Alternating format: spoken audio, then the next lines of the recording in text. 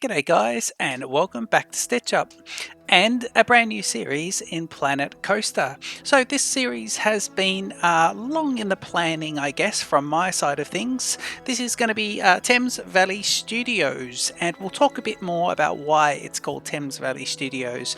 But that's right, in Planet Coaster we're going to be creating a studio park, another studio park.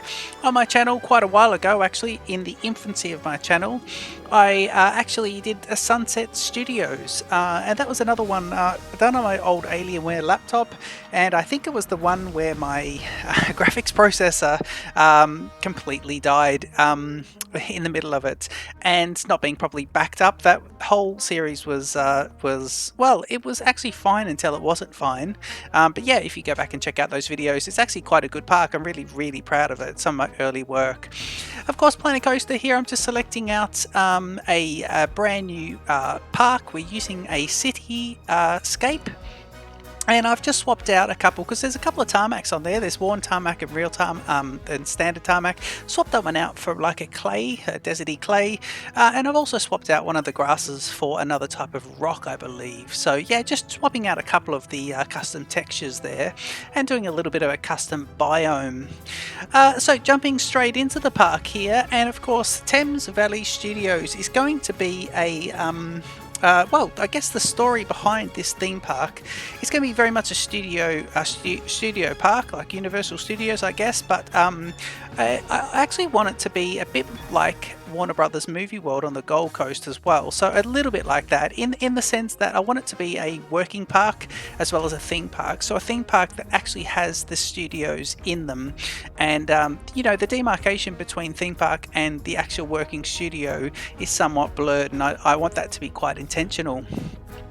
So the ethos, I guess, or the theory behind this park would be that someone has decided to create, you know, and the reason this is London based and this is the Thames Valley, or anything to do with the Thames, is because of this natural formation. So I'm doing a large formation, or a large river. This valley will be a river. And we might look at that at the end of this episode, actually at the end of the first episode. But this valley will be a river, and it'll be roughly in the shape of the Thames, where it passes the Isle of Dogs. And so you know, that's where Canary Wharf is, and of course the Isle of Dogs is a massive piece of land, huge acreage, a lot bigger than a map tile in Planet Coaster. But what we're doing there is we're creating, I guess, just a little bit of a caricature of that shape, and to be quite familiar. So you'll come into it, and you'll come in from the side. Now, what I want the guests to get here is, so they come through the tunnel. We will, throughout the process of this episode, change this whole area. Everything kind of changes apart from where that river is. That's the only thing that kind of stays there, but we do change quite a bit out, and I want there to be a visual block, a little bit of a hint of what's going on behind it, but a visual block on the left hand side as you walk in.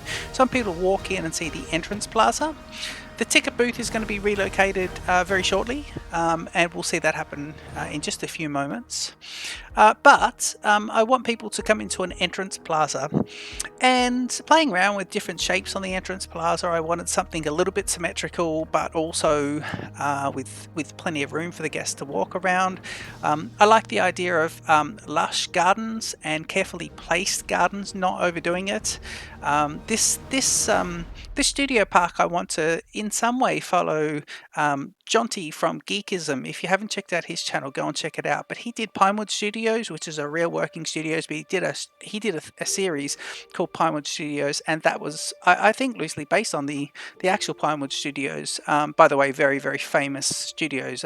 If you think of some of the highest grossing movies of all time, they were made at Pinewood Studios, and I don't have any on the tip of my tongue at the moment, but check it out. The real Pinewood Studios are in the UK, and of course Jonty on Geekism did Pinewood Studios. Now, the theory behind his was quite a realistic. Everything was kind of real. Nothing was overdone to this, I guess, to the scale of Disney.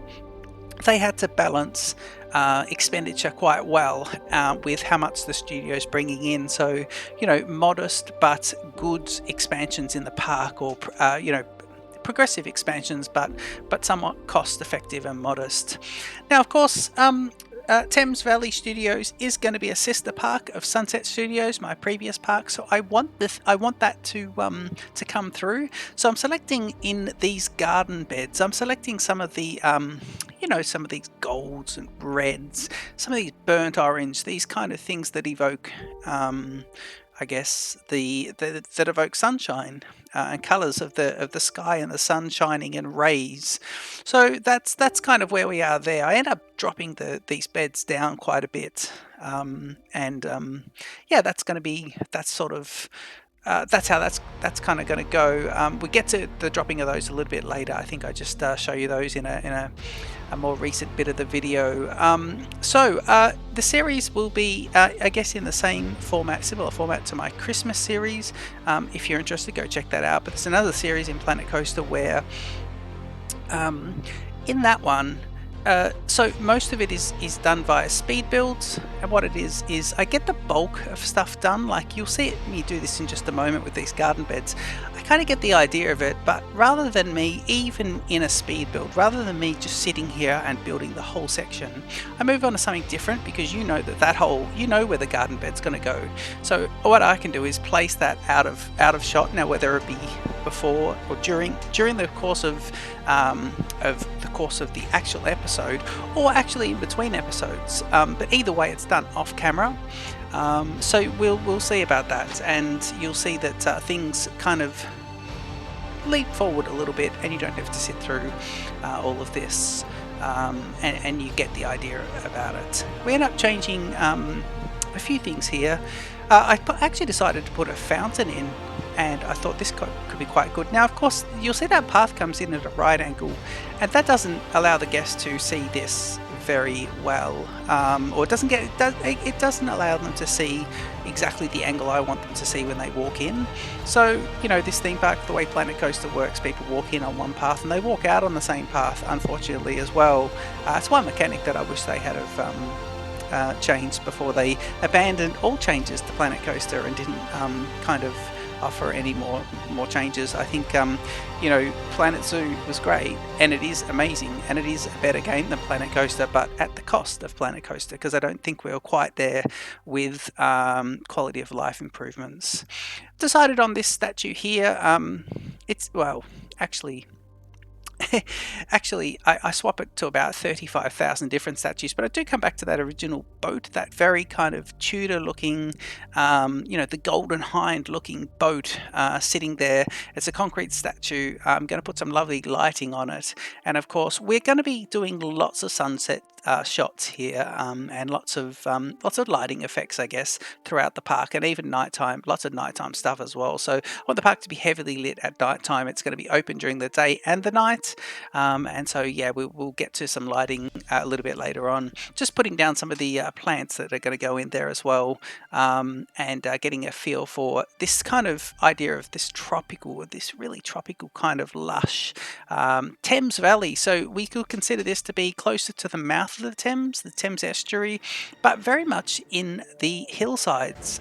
So not kind of not too close to London, and I imagine this sort of thing to even be somewhere kind of maybe upstream, like Windsor or somewhere like that, where it's lush and green.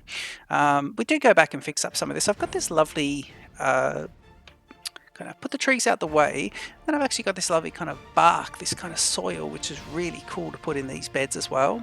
And I like that, because what I want to do, we can see my map is just one big piece of green grass, and what I want to do is hardly keep any of that grass. I want everything to be in the built environment to be pretty much added, and I don't want any remnants of the existing grass. Now I'm just lining up these with just lining everything up with the paths and making it all quite nice, and lining a few things up kind of manually. You'll see some of the bark sticking out. We fix up a lot of that and go around and fix a few things. So we do get to the big ditch behind us, and if we just talk about that for a sec. So at the moment I'm just shaping out the shape of the river, and I think you'll see over the course of the series me remove the river and redo the course of the river. That's exactly the word I should use. So we'll be definitely doing that, and making adjustments. I do want the curve, that Isle of Dogs curve. The Millennium Dome sits on one. If you look even more east of Isle of Dogs, you'll see the Millennium Dome sits on the other peninsula on the other side, and these two are both quite symmetrical to each other. Natural river. That's a natural meandering of the Thames, very tidal kind of river. But yeah, this is in the ethos behind the park. This is a man-made creation inspired by the Isle of Dogs and the curvature of the river around the Isle of Dogs. So I hope the name Thames Valley Studio is going to stick. We end up putting in a we will get to some signage. I haven't quite thought about the signage just yet, but just looking around here, doing a bit more little bit more landscape work. Definitely working out the paths, and of course now you can see that the approach path from the tunnel, it comes into this from an angle. Now later on in the episode you'll also see me increase the size of the plaza. So we go ahead and do that, because I realise in between the garden beds, that little L shape that you get through in between the fountain and the garden, I do realise that is quite small. These garden beds are really big, and so they do get sunk down into the ground a bit further, and I increase the space in between. Just going for a careful selection of plants, trying to change. I like the green to pop a bit more, so just getting a much brighter green, and I like that to kind of really stand out in this. And here going for a bit of gold and red, that sort of fiery tulips. So nothing groundbreaking with the colour of the tulips, I guess, but just something that pops a little bit more on camera. So we do end up putting those down, and that ends up becoming quite nice. Happy with how that's all kind of turned out. You will notice the music in the background is, so I have taken out the Planet Coaster music, and I've recorded these obviously as a speed build, and now I'm doing the audio, but the music in the background is from Epidemic Sound, and you'll see that in the description of the video. There's a link to Epidemic Sound, where I also, that's the music for my intro, which you heard at the start of the video. Thinking of possibly putting together a specific intro for this particular park, so I'm not too sure about that. That may change. I don't like starting my videos off with that sort of epic video introduction. If you're new to the channel, you'll notice on most of my others, 99% of all my recent videos, what I end up doing is I start off, so I might be playing the Dyson Sphere program or Planet Coaster or anything. I'll start it off, welcome you, and then I'll cut to my intro about a couple of minutes into the video, and I always announce that. So just because we're doing a speed build here, I put it at the very start, but that may change as well. Okay, so I'm very keen to get your comments and find out what you want to see in this particular series. I'd like to acknowledge the comments as well, so please leave some comments with your suggestions, and I'd like to hear what sort of rides and what you'd like to see. As we get across the river eventually, I do want to have a coaster as well, and I want to get into the coaster in the next couple of episodes, so quite early on. Don't want to wait too long. I want to get a nice coaster in. I haven't thought about exactly what coaster I want in there, but other things we definitely want to put into the studio. I think I want a chairlift of some description. I want possibly a Ghostbusters ride, maybe the shooting ride for Ghostbusters, and really just go all out for the Ghostbusters theming. We haven't done it on the channel yet, and I think that could be a good opportunity to do some Ghostbusters stuff, so that could be quite good. Yeah, dueling coasters. I like the idea of doing some dueling coasters, including an inverted and a flawless coaster, and that could be quite good. A couple of dueling coasters, so they could be in there, and then definitely a studio tram car ride, and a boat ride as well. And I guess the boat ride could also interact with our little mock-up of the Thames there, so that could be quite good as well. We also plan on releasing another series, or I plan on releasing another series in Planet Zoo, nonetheless, and that'll have I guess the aim of it would be a similar kind of thing to what this is, and so there's a good chance that that's going to be called ZSL Thames Valley, yeah, because ZSL is the name for the zoo association in London, and that includes ZSL London Zoo and ZSL Whipsnade, both fantastic zoos. But enough about Planet Zoo. This is Planet Coaster, and yeah, you'll see. So now I've started to work out exactly what's happening in this area. We start to put together a bit of a building. Of course, yeah, we put together, I guess I go with the city theme as well. Actually, one thing I just want to point out, you'll see on screen that I did hold over some of the plants. So when I find things that I like and I think I want to use either now, or I have used now and I've changed the colors, or if it's the original as well, I like to put a selection of them out and I want to keep those. And this is following on from what I was doing in my Christmas series in Planet Coaster. Whenever I would do that with the rocks, that was in the snow, and so of course I would do that as I would get my rocks and I would lay out all the rocks for that whole series, and I'd just keep them somewhere in the park that I can go back to, so that way I don't have to go back to the menu and grab out all 10 individual rocks, and I end up yeah, so it's just a nice little way of doing things. Nothing groundbreaking, I think a lot of people do that, but that's something that I definitely want to continue doing, and you'll get to see. So I'll have those somewhere in the studio, you'll get to see those as well.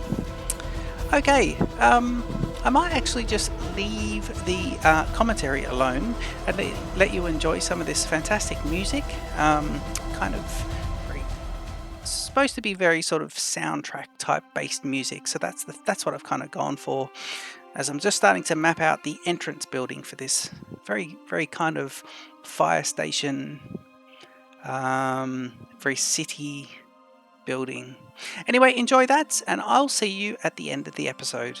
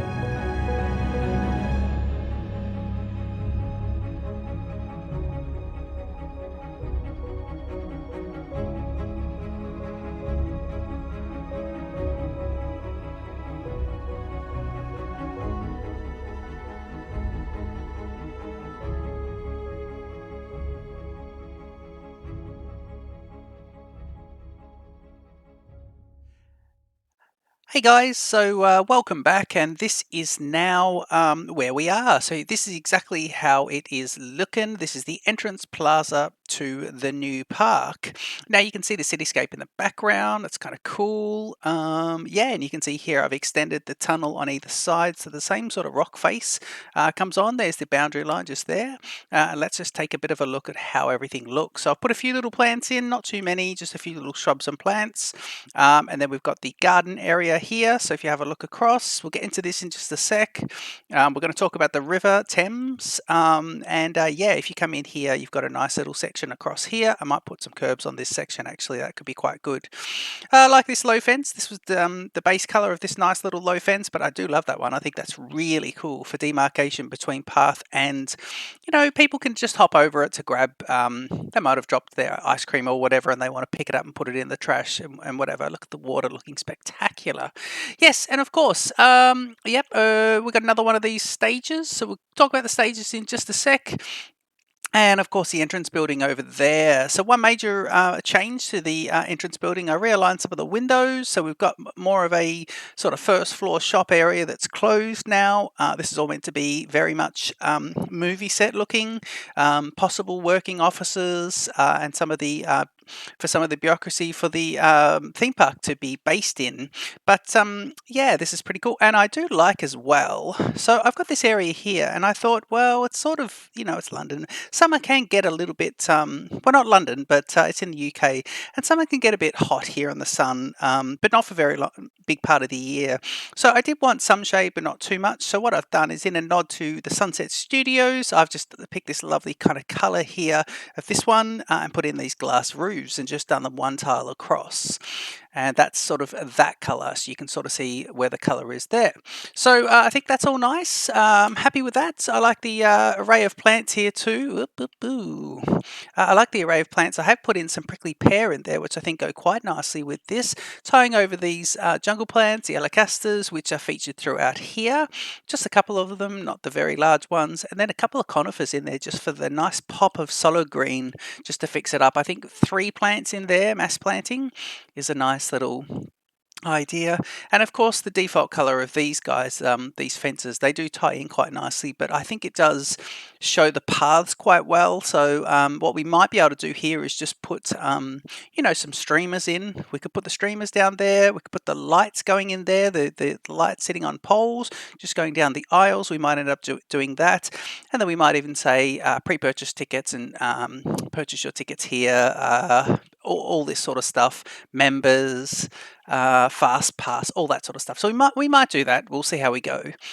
Okay, so let's talk about the staging area. And I realise the episode is quite long now, so we'll just quickly do this staging area, and then we'll look at the Thames as well. Actually, let's just quickly go fill the Thames up with water. So let's just see how this goes. I haven't actually put the water in yet, but if we have a look here, I think I'm going to want. Well, I suppose if we're going to do the Thames, dirty water is probably going to be the thing. Now, let me see. That's the highest. So dirty water, standing water, which would be quite blue. Well, that's quite nice. And it still looks dirty as well, which is quite good. So that's very Thames. I think that could work quite nicely. I got rough water, which I don't think will be good. No, we don't. Oh, then again, it does look like it's flowing, which is nice. And I do like that. That's not bad. And calm water. Calm water is pretty good too. Very, very calm. Bit better for a lake, I think. So actually, rough water is probably good. I'm going to do that. Let's do it nice and tall. Yeah, it's about as high as we can get it at the moment with the with things we've got going. So yeah, that's all pretty good. We'll fix up something along here and put some planting in all the way down to the river.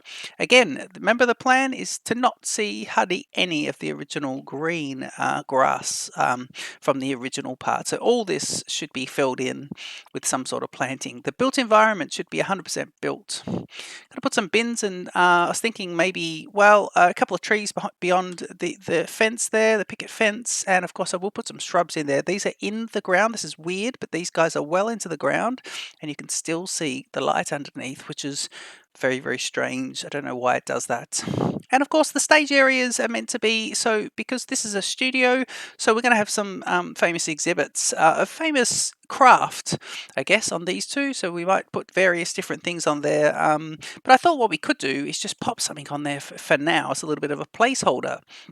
And then we can, when we work out that there's something that's significant, we can put the significant craft in there. It could be anything. These things are modular and can be changed in size. So what I thought we'd do for the first one is, was it this one?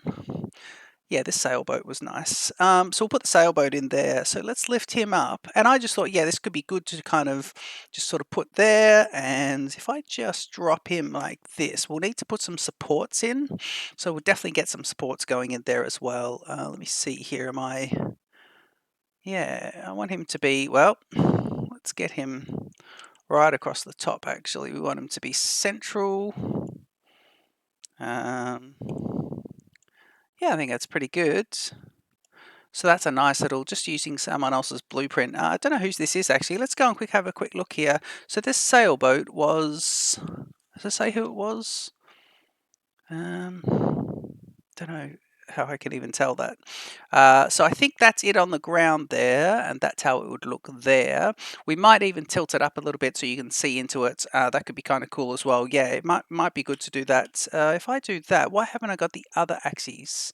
For some reason I don't seem to have this all. Why don't I have all the other axes there? I think for maybe blueprints you can just move them around but not tilt them. So that is that's interesting, isn't it? Yeah. Okay, we'll have to put some supports on him as well, but I think that's a good spot for him. Yeah, we'll build in some supports. So I've got these supports over here, which I thought I could just use a bit of. So let's get those going in. So what we might do is just go. If we do here, and then we'll grab, say, this A-frame, and then we'll do.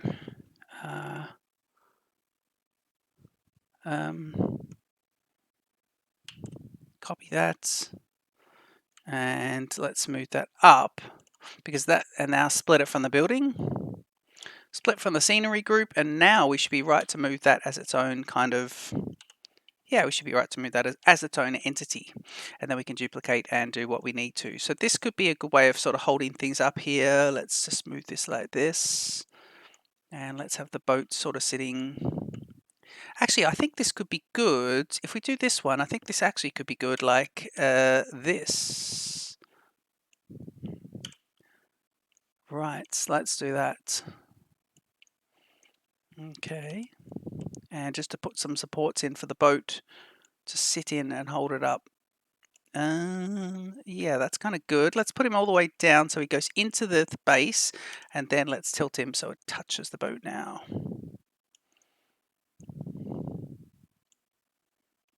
Okay, so that would be like that. It's probably, if I move him back a bit, yeah, I need him to kind of, that would work. Yep. And then if we do another one just here, and let's tilt this guy the other way, and then move him across and in, that would also work. Okay, so you just got a couple of supports there holding up the boat, and that would, yeah, that looks kind of good. I like that. They're meant to sort of tie in, not stand out, not be a feature. They're meant to be just there to support the boat. And let's try and get this guy sort of the opposite side, and we'll do that. And of course, we'll leave the other one free until we start to think about some of the rides and some of the exhibits. I'm actually going to do a World War II movie set. Inspired by a very famous World War II movie. I'm going to do a set based on that inside the theme park. So that'll be one of the particular parts of the tramcar ride. And so that, we should put some lights on this as well, actually. So yeah, that's going to be as part of that. And so we might actually have a tank or something sitting over here on this one. This is really small. It's like designed for maybe a rocket standing up, but we might have one that's double the size there and put a tank in. So that's pretty cool. Okay, so that is part of, and of course we'll do little signs when we denote something, but it just goes to show that this is the entrance plaza to a theme park that is also a working studio. And so it's all about the props and people getting their photos taken in front of these amazing props. And this could be, I don't know, this could be the sailboat from Cape Fear or something like that. But yeah, we'll try and find things a little bit meaningful. Okay, I'm going to leave the episode here. It has been a long one and a productive first episode, but this is the first episode of the Thames Valley Studios. I hope you've enjoyed that. Please leave your comments. Don't forget to like and subscribe to Stitch Up. Check out the rest of my channel, and I'll see you in the very next episode. Cheers.